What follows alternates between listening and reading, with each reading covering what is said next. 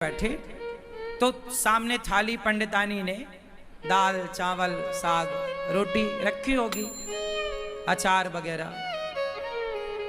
पंडित जी भोजन करने बैठे कि तभी कोई द्वार पे भिक्षुक आ गया। भिक्षाम देही, हे भैया मैं बड़ा भूखा हूँ, कुछ भोजन मिल जाए।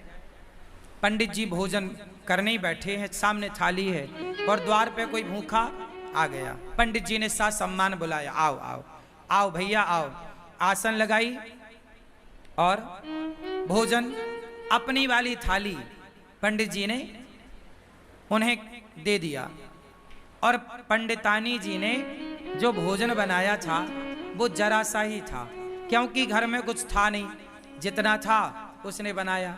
थोड़ी सी दाल थी, आज दाल बनी, साग थी, चावल जो था भिक्षा में उसे मिला। ब्राह्मण थे, भिक्षा मांग कर लाते और जो मिलता खाते। तो आज उनका भोजन जरा कम था, पंडितानी के लिए जरा सा अंदर था। अब वो अतिथि आए और बैठे और वो पंडित जी की थाली में बैठ गए और वो बढ़िया खाए। पंडित जी अंदर गए, पंडितानी से कहा कि थोड़ा और दो रोटी।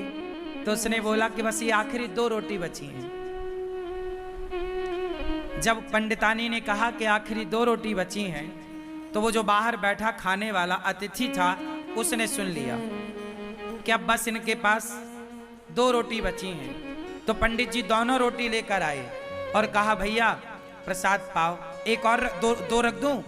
उसने कहा नहीं नहीं अब नहीं चाहिए। वो भी समझदार कि अब बेचारे ये क्या खाएंगे, तो मना कर दिया। पंडित जी ने कहा ना, आप हमारे अतिथि हैं, आप पेट भर के खाओ। अच्छा बोले आपकी इच्छा है तो एक रख दो। तो एक रोटी रख दी गई और एक रोटी बची। अब वो अतिथि तो बढ़िया दाल चावल सब्जी रोटी खाकर 5 रोटी खाकर खुश था। पंडित जी की थाली में पंडितानी जी ने 4 रोटी रखी थी फर्स्ट में, 5 रोटी एक और मिल गई। 5 रोटी खा के उसका बढ़िया पेट भर गया, वो चला गया। अब दोनों पंडित पंडितानी बचे तो पूरे बर्तन लाके बाहर रखे और थाली लगाई 2। अब 2 थाली लगी हैं, पीछे की बची हुई जरा सी साग। अब आप जानते हैं दाल बची तो क्या बची होगी, जरा कटोरी आधी कटोरी। अब उसमें दोनों लोगों ने थाली अपनी पंडित पंडितानी ने तैयार करी और रोटी थी 1। तो आधी रोटी पंडित जी ने रखा, आधी रोटी पंडितानी जी ने रखी। और चावल जरा सा रहा होगा तो थोड़ा सा चावल आधा आधा उन्होंने रखा और उन्होंने प्रसाद पाया। अब ये सोचो कि आधी रोटी में क्या पेट भरता है। दिन भर से आदमी कुछ नहीं खाया, शाम को भी कुछ नहीं मिलना, एक ही बार खाना है और नाश्ता भी कुछ नहीं हुआ, आधी रोटी मिली। तो आधी रोटी खाई पंडित जी ने, जरा सा चावल पंडितानी जी ने खाए। अब पंडित जी ने जैसे ही भोजन किया आधी रोटी का और जरा से चावल का और खा के ना उन्होंने हाथ धोले। तो उनके हाथ का जो धुलने का पानी था वो पहले के लोग ना आंगन में बाहर जाके हाथ धुलते थे, थाली में हाथ धुलने की परंपरा नहीं थी। आज भी हम लोग थाली में हाथ नहीं धुलते। आप लोग खाते हो थाली में हाथ निचोड़ देते हो, ये गलत परंपरा है। हाथ कभी थाली में नहीं धुलना चाहिए। थाली को खा लो, मतलब दाल चावल सब्जी रोटी एक एक दाना खा लो और थाली को धुलो, थाली पे हाथ मत धुलो। पंडित जी बाहर हाथ धुलने गए तो जहां उन्होंने हाथ धुला वहां एक छोटा पेड़ था। वहां पेड़ के पास ना एक नेवला था। क्या था? नेवला। सांप और नेवले की लड़ाई होती है ना, तो नेवला जीतता है, वो नेवला था।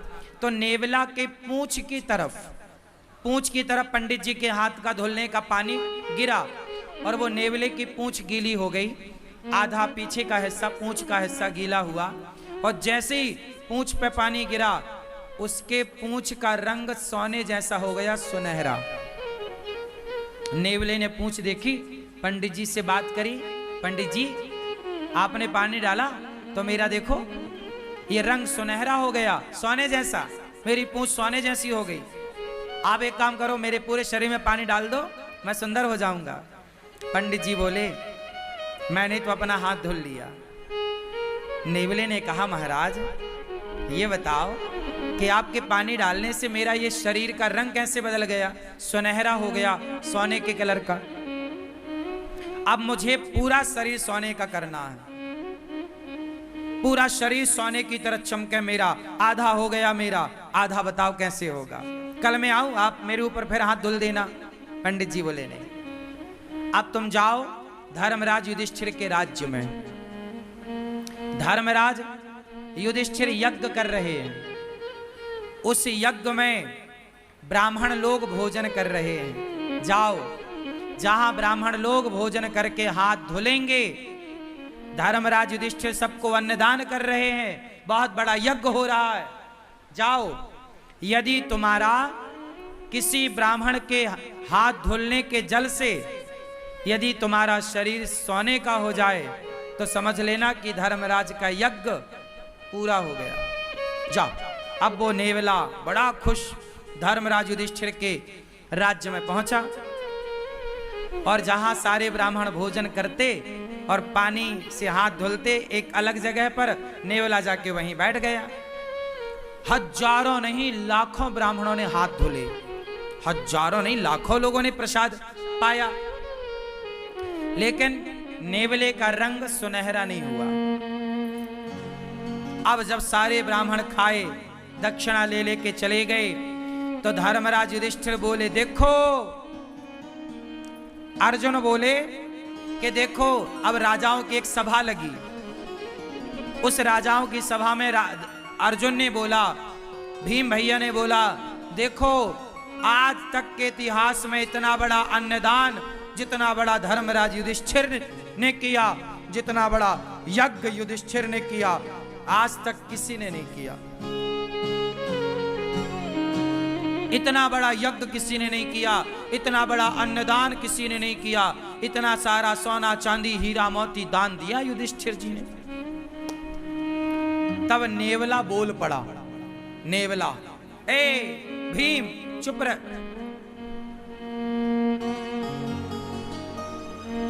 नेवला बोला, भीम भैया चुप रहो, कोई यज्ञ व्यज्ञ नहीं हुआ यहां। यज्ञ तो एक ब्राह्मण के घर में हुआ था। कौन हो तुम? नेवले को बुलाया। भीम भैया ने पूछा तुम कौन हो? नेवले ने कहा भैया मैं तो नेवला हूं। तो तुम्हारा ये शरीर सुनहरे का कैसे है, सोने का रंग सुनहरा कैसा? नेवला ऐसा तो नहीं होता, तुम्हारे ये बाल सोने जैसे चमक रहे हैं कैसे? उसने कहा महाराज यहां पास में एक गांव है, उस गांव में एक पंडित पंडितानी रहते हैं। पंडित जी ने हाथ धोया तो उनके हाथ धोने का जो पानी गिरा वो मेरे शरीर पे गिरा, तो मेरा शरीर सोने का हो गया आधा।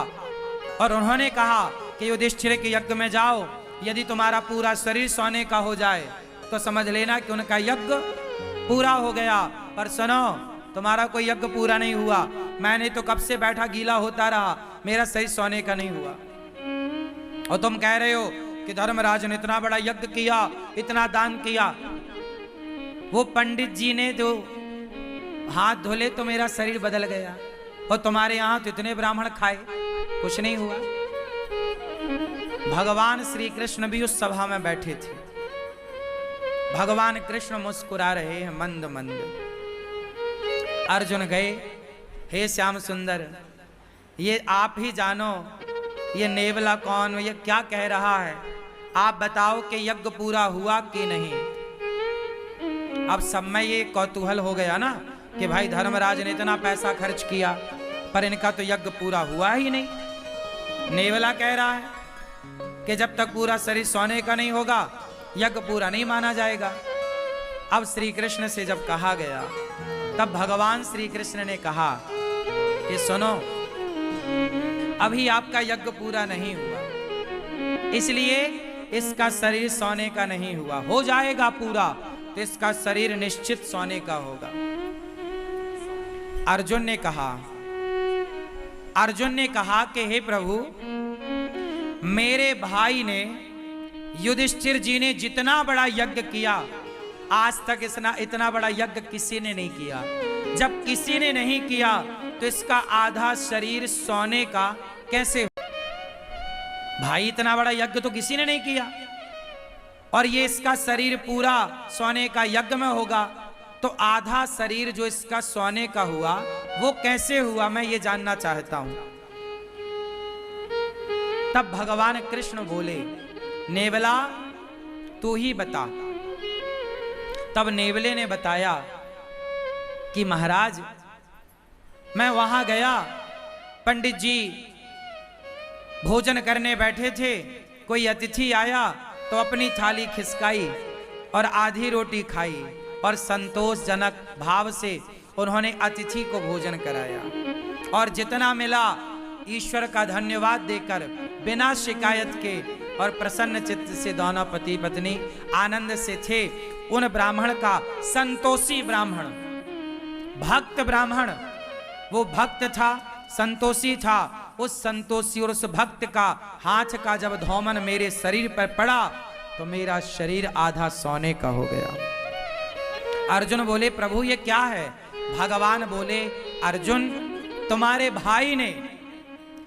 भाई ने करोड़ों रुपए खर्च करके जो यज्ञ किया, करोड़ों रुपए खर्च करके उस यज्ञ से तुम्हारे भाई को जितना पुण्य नहीं मिला, उससे ज्यादा पुण्य उस ब्राह्मण को एक भूखे को भोजन कराने से मिल गया। क्यों? क्योंकि तुम्हारे पास तो करोड़ों हैं, तो तुम करोड़ों खर्च कर रहे हो, पर ब्राह्मण के पास तो एक थाली भोजन ही था, 4-6 रोटियां ही थी, लेकिन उसने अपना संपूर्ण दान कर दिया, सर्वस्व दान कर दिया। उसकी तो सर्वस्व के नाम पर इतनी ही संपत्ति थी ना, थाली में भोजन। अर्जुन बोले, अब ये बताओ इसका शरीर कैसे सोने का होगा? बोले, आपके राज्य में कोई भूखा है, जाओ पहले खोज करो। खोज किया तो पता लगा कि जंगल में एक महात्मा भूखे बैठे हैं। धर्मराज का यज्ञ सब ब्राह्मण भोजन कर लिए, पर एक ने नहीं किया, तो अभी यज्ञ पूरा नहीं हुआ। उस महात्मा को बुलाया गया, निवेदन किया गया, और जब वो आए और उन्हें भोजन कराया गया, और जब उन्होंने हाथ धुले तो उनके हाथ का धौमन इसके शरीर पे जाकर पड़ा, तो इसका पूरा शरीर सोने का हो गया, एक सा हो गया, पीछे से आगे तक सुनहरा हो गया पूरा। इसके बाल बिल्कुल सोने की तरह चमकने लग गए। घंटा बंधा था, टन टन टन टन करके बजने लग गया। युधिष्ठिर, आपका यज्ञ संपन्न हुआ। यज्ञ कब पूरा हुआ? जब भोजन कराया। कोई भी यज्ञ कर लो साहब, जब तक अन्नदान नहीं करोगे वो यज्ञ पूरा नहीं होगा। इसलिए सबसे बड़ा यज्ञ अन्नदान ही है। आप और किसी यज्ञ में उलझो मत, आप सीधा किसी भूखे को भोजन करा दो, वही सबसे बड़ा यज्ञ है। इसलिए जय श्री राधे राधे भक्तों, जय श्रीमन नारायण। गुरुजी महाराज ने बताया कि हमें किस प्रकार से खाना खाने के बाद झूठी हुई थाली में हाथ नहीं धोना चाहिए, और हमें किस प्रकार से दान करना चाहिए, अन्नदान को सबसे बड़ा दान क्यों कहा जाता है, और किस प्रकार से हमें भोजन कराना चाहिए।